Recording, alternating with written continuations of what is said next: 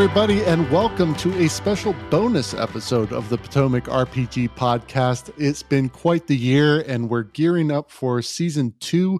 But in the meantime, we thought we'd release a couple bonus episodes that look back on all we've been through during the last year. So for this bonus episode, we'll be looking at some highlights of our first 25 episodes. I hope you enjoy this little trip back in time as much as we did. So we're going to go back to the very first episode where Steve helped kick things off with an elbow drop from the top rope with this question on how to find players for a D6 wrestling game. So, Steve, let's shoot over to you. Well, you know something, Mean Gene, when you're playing a wrestling game, dude, what you got to remember. No, all Hulk Hogan aside, I think, this user kind of answered their own question. They're playing a system that's, sort of outside of the norm. I've not heard of it before, despite my love of both RPGs and pro wrestling. So if a lot of players don't know what the game is, it's going to be really hard to find people who want to pick that up and play. As we're coming to broadcast on this episode, obviously, most people aren't playing in-person games anymore.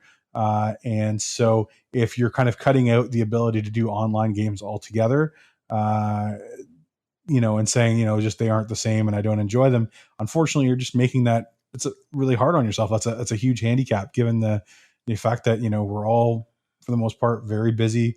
The only people who have a lot of free time are usually the very young. And, those are sort of kind of newer to the genre, newer to the games, and are probably more likely to stick within an established game. At least that's my perception. But, if you're going to try to find that, you need to sort of do some of the legwork, explain in your posts looking for a group, for example, explain why it's so interesting and why you want to play this unusual game. Maybe go to places that are a bit outside of the norm instead of just going to an RPG subreddit, let's say, to find people to play. Go to a wrestling subreddit to find people to play, because there's going to be people on there who like RPGs. Yeah. And they're going to be there because they like wrestling. And maybe you'll have a better chance of finding someone there that sort of has the Venn diagram that you need to make that campaign happen.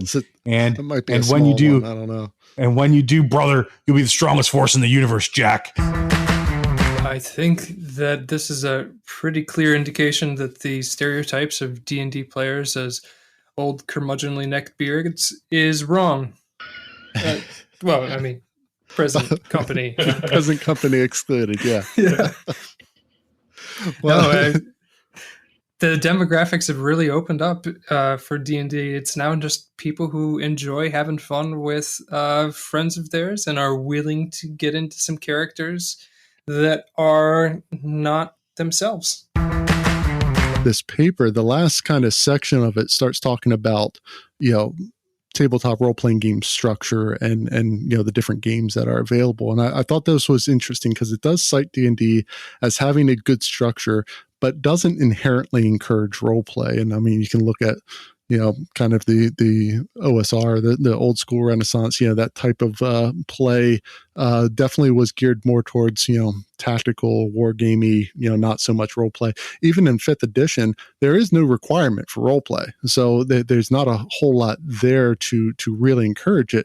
However, there are games that, specifically mentioned are PBTA games that do really well with this. Games like Masks, Monster Hearts, City of Mist, where they use archetypes of characters coping with balancing things like, being a civilian who also has superpowers and how they kind of struggle with that or manage that within their lives.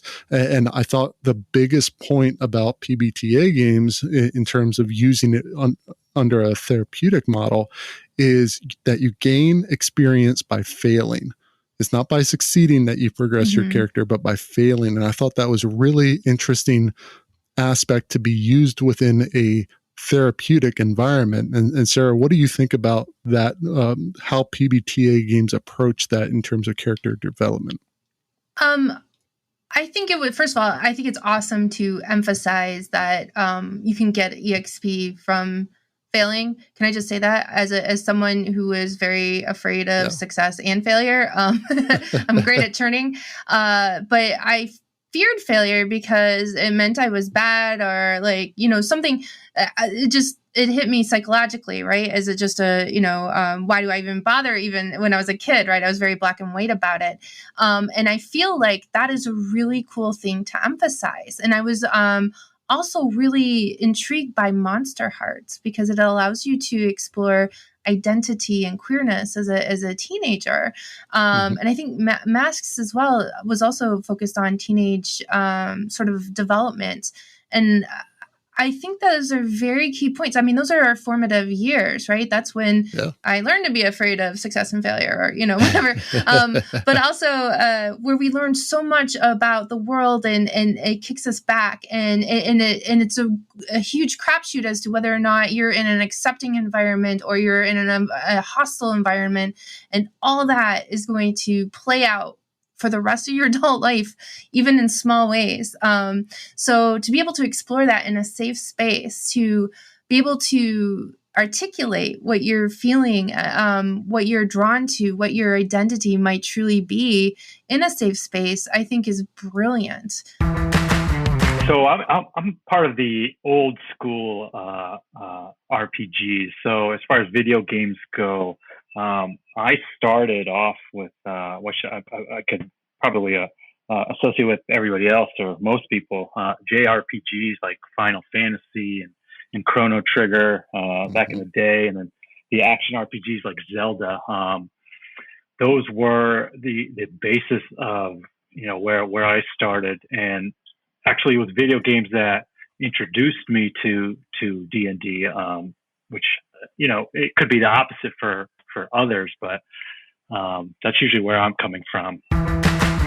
Yeah, and one thing that I think you missed when we were talking about after you left the call is Andreas. I took so much damage that I would have been killed outright if it hadn't been for the temporary hit points that Tormund had given him twice. The Artificer comes through. I finally get a chance to use the Eldritch Cannon Protector, and I keep Andreas around. Because I only had, I think, 2 hit points, and then twice I went down, and I was like running the calculations. I'm like, wait, did I go over my max health in negatives? Yeah. And I was off by a couple hit points because of those temporary hit points. Otherwise, I would have just been killed outright. Now, Matt, your character is not doing too shabby right now. But my character is a spineless coward, so that's why. I definitely built Decorius as a really defensive character. I mean, so he either shoots from range or he gets in and as a rogue has the bonus action to disengage. And so, especially with Booming Blade, if I hit, it's like, well, the enemy can chase me, but then they're going to eat the sonic damage. So I'm not a very appealing target to single melee attacks, but I did eat a lot of damage from the Necro Ball because I really have no special defenses against area effect spells. Now, Steve, world building is a huge part of RPGs. Have you ever tried to make your own world? Absolutely. Especially when I was younger, when I first started playing D&D, like in my teens, it was all about the world building. Or just too much time to spend on my own thoughts and reading a lot of fantasy and related sort of novels, and that just gave me all kinds of fantastic ideas, or at least it seemed fantastic to me. None of them really went anywhere, so you can take that as a judgment on the quality of my world building. But world building is intellectually and creatively one of my favorite things about role-playing games, whether it's reading what others have created or creating something of my own that probably borrows heavily from all the different people I've read that have created their own. Sure. Well, Sarah, now you're a writer, so my assumption here is that you get really into world building yourself.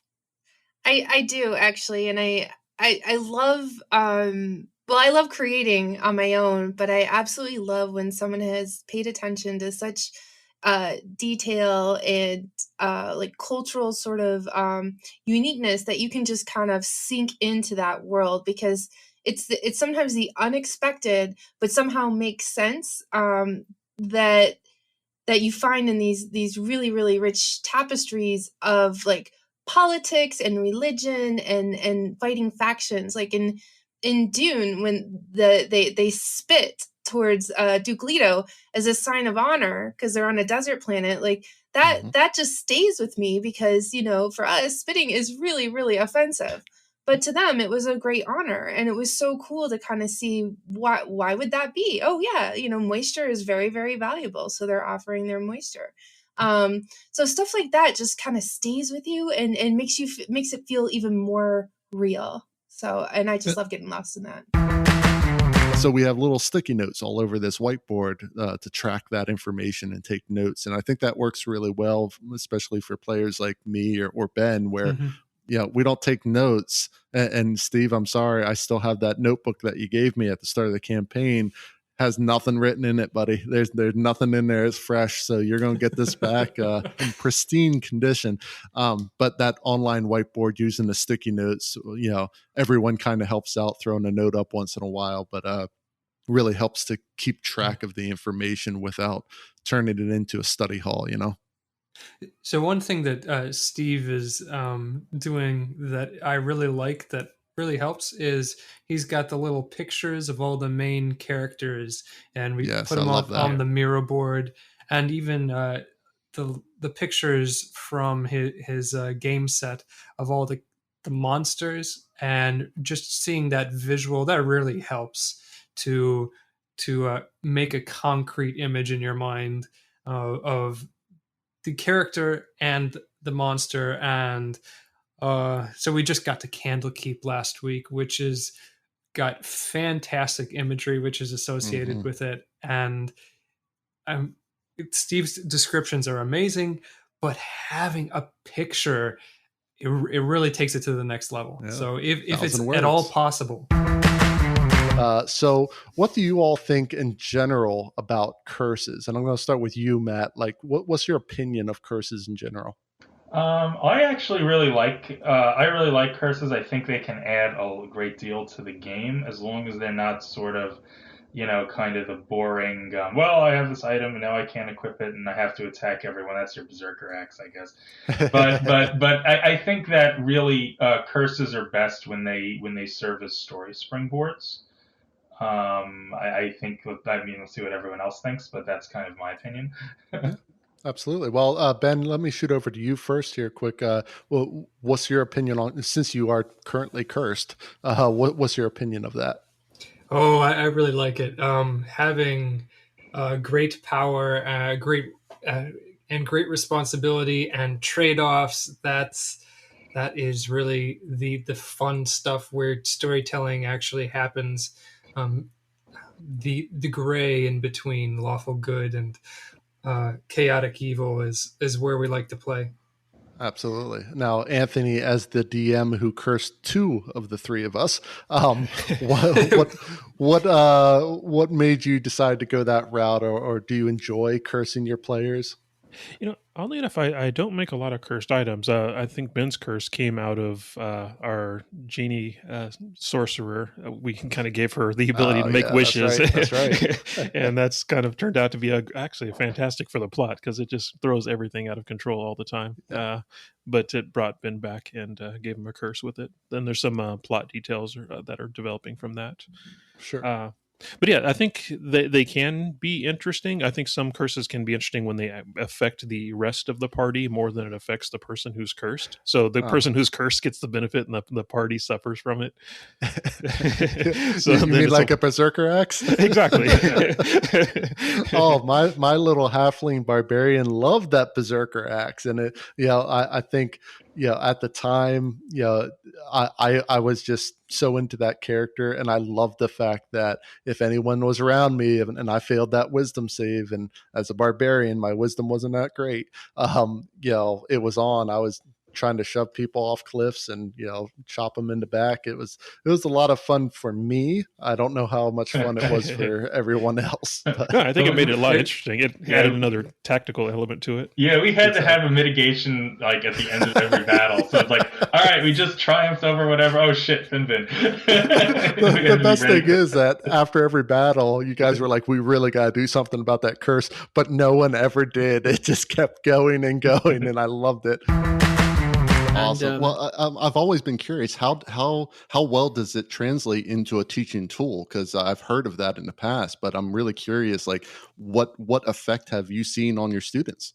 So we talked about it once in on the show where they asked me to relive like my best DM moment, I guess, and it was a kid with selective mutism. He didn't speak. He even did the whole like hair in front of his eyes to like so you couldn't look at his face and stuff like that. He was very quiet, and he was part of the group. And one time, somebody went down, and they were going to die, and you just saw this kid stand up, move the hair from his eyes, and put the sheet in front of me, and go, "How can I help him?" Like Wow. and like speak, and he started speaking to these kids outside, and then obviously you can put in situations and scenarios that mimic real life issues. So you can talk about like prejudice and stuff like that, and do you think that's fair? And you get the NPCs to ask them questions, and they like reflect on it in character, but then you see them kind of like have the light bulb moment in their head. Because I've also had to do things like trust exercises with them. So like, do you trust this person? And they're like, well, not really, because I don't feel as if he's telling us the truth. I was like, well, what makes you think that? And then we've expanded on that and stuff like that. I'm thinking of the Channel 4 documentary about the teacher in the UK who taught one of his children how to speak. I'm thinking you need your own documentary on this as well. Yeah, it sounds like it. It sounds like I'd watch it for sure. Yeah, early on, I guess in our first 9 months or so of our first season, I mean, everyone in our group was extremely good at RP, and so between live sessions, we would go onto Slack and kind of coded a couple Slack bots so you could represent NPCs if you wanted to, and basically just build an entire world online. So it's kind of like reading a book versus watching a movie. I mean, you can see the same 10-second scene play out in a movie and miss all the fine details that you capture in a book. So it was great having players just kind of wander around town and get into random chaos and getting captured repeatedly and just having all sorts of insane stuff going on. Poor Nick. Exactly. No, and it was a ton of fun, and you mentioned those bots that you used within Slack. For those listening, basically Anthony set up this thing where we could have any amount of NPCs, and there was a portrait assigned to each one, and we could speak in the voice of that NPC just by using some code within Slack, and it was really interesting. Sarah, in terms of that in-between session role play, when did it work or feel best for you?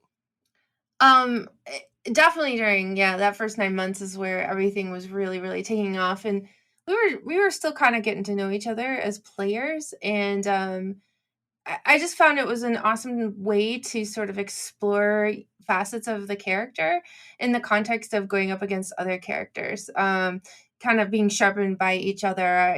Brooke became my character's best friend through some offline RP, and Tom is, not always, he was very anxious. He self admits, very anxious during, at first, especially in live RP. And then we just became like best friends in character offline. And it was really, really cool to see. And you get sort of this, these nuances that sort of come out, especially history for the character, like cultural things that might have impacted them. And you can learn a little bit more about them. And I absolutely love that. Plus the world, we got to explore Anthony's world in a way that you don't get the time to do when you're at a table. And that requires Anthony being present in a lot of cases. But it was a lot of fun. It added so much richness to the story for me. It is a party of 3 level 6 characters. Any tips as to how to make combat a bit more interesting? Okay, Steve, so this is a common problem with combat, and not only with D&D. Combat is tough in any TTRPG. So how does Nairu make combat more interesting? Well, the first thing I can say is that it sounds like they have a pretty healthy discussion back and forth about what the players like in the game. So maybe it's an opportunity to have a discussion with the players and see what they're liking and not liking about combat. But if Nairu here wants to just sort of come out of the blue and sort of offer some new ideas to solve the problem, it sounds like they definitely enjoy the NPCs and sort of the role play and scenario aspect of things. So maybe trying to focus on bringing some of that into the combat, and whether it just becomes, doing a little more talking during combat, having, throwing insults and challenges back and forth, and sort of letting that sort of character element sort of shine through, so that you're not just typing on Avray bot and having it do the combat rolls. I know Theater of the Mind can be a lot of fun, but if you're playing online, maybe trying using a battle map. Yeah, I mean, I think our pictures. tactical map has worked really well actually in our games. Absolutely. I mean, it's Theater of the Mind's great when I'm sitting around a table, or even sometimes on Zoom with a bunch of friends, and I can whip my sword around, I can wave my arms, or I can stand to make this cool speech, or I can do physical things to sort of help express my character. But if all I'm hearing is maybe someone over Discord saying, this is what I'm doing, and they click a button to roll something, and that either succeeds or fails, you're taking a lot of the steps out of it. And that's the whole thing about rolling dice using bots, and that I love still rolling physical dice, even though we play online during the COVID times, because that's just part of the excitement for me, is picking up my dice. Which one do I feel like's got the luck for me? Roll it, get to read the result, do the quick math in my head. It all adds to keeping me engaged. And so, it's gonna be different for every player, but those are a couple things you can maybe try out. And I don't know, Matt, aside from the some of the battle map stuff that we've talked about previously, what do you think? Well, I mean, I don't know how their combat's going, so this is just sort of in general. But I think there's a couple of pitfalls that combat situations can sort of fall into. And one of them is pacing. I mean, he only has 3 players, so it's probably not that. But very often, you have players around, and God forbid you have a character with pets or a summoner or something, and they spend 5 minutes, trying to select which Pokemon they're gonna summon. Pikachu, I choose you. Yeah, I mean, that type of thing slows it down, and so that's always horrible when that happens. And a good DM's got to kind of keep that moving along and make the players have everything that they're going to potentially use beforehand. I don't think that's the problem here, because he only has 3 players. But I think the other big issue that comes up is, especially in D&D, and we kind of talked about this a little bit in our online discussions, is that that it's good when combat is more than just hack and slash, more than I hit, I do damage. The orc hits, the orc does damage. That actually can get very boring. And I think it sort of helps. And I think in recent years, I tend to think of combat more like a tactical puzzle.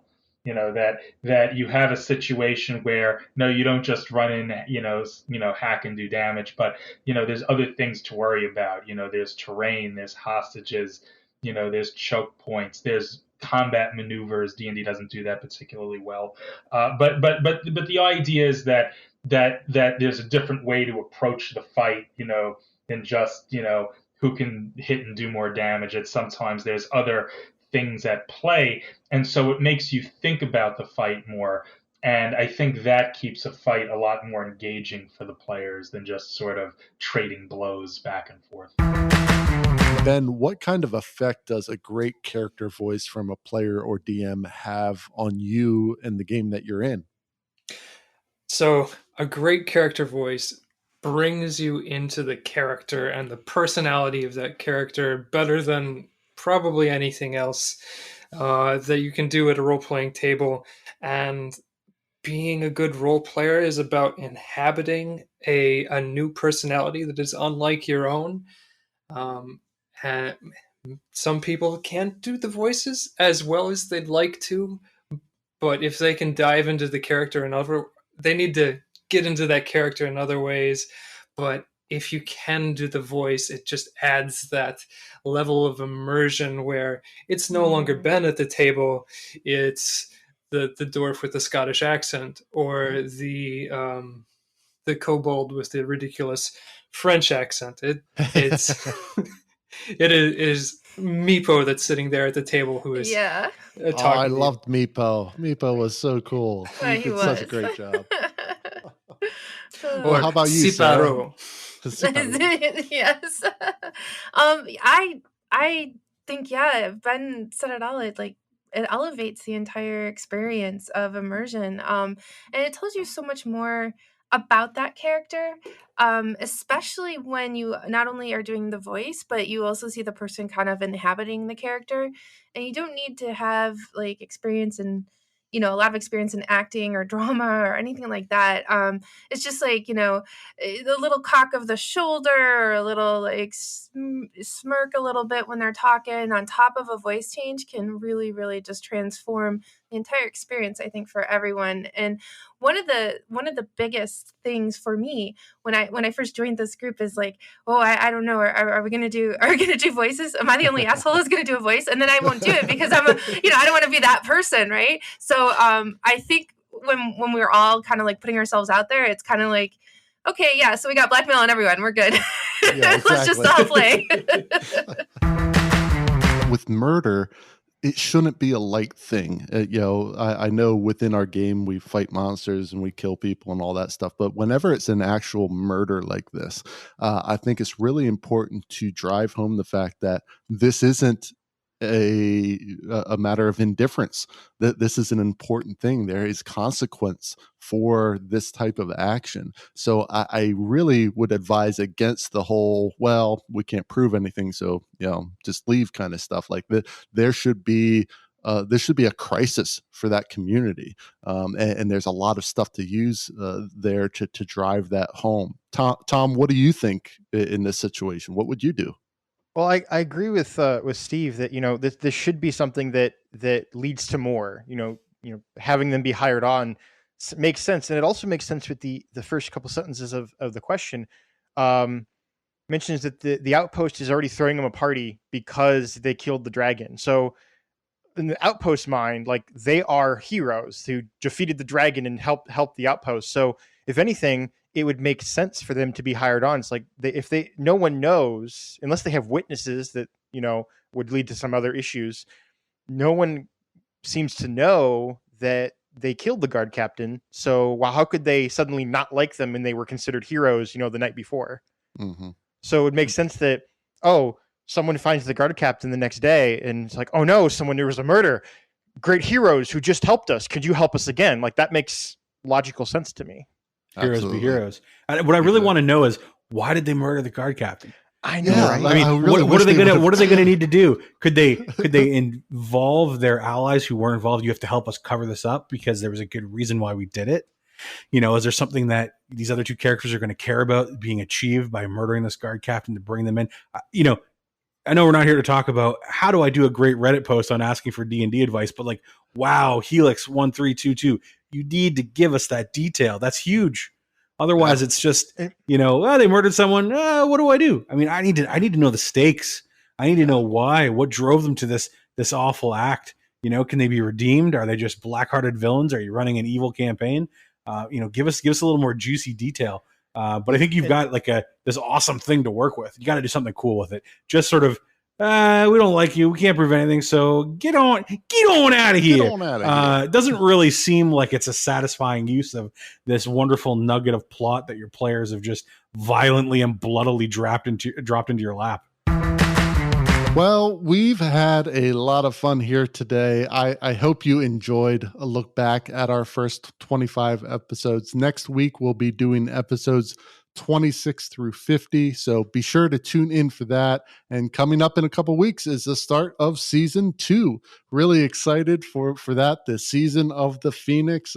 We hope that you're excited as well. Really can't wait. As always, thank you to the entire Potomac RPG crew for everything you've done for this podcast over the past year. Thank you to all of our great listeners who tune in every week. We truly love you all. So, for the Potomac RPG podcast, I'm Adam. Until next time, keep those dice rolling, keep those stories coming, and never stop playing.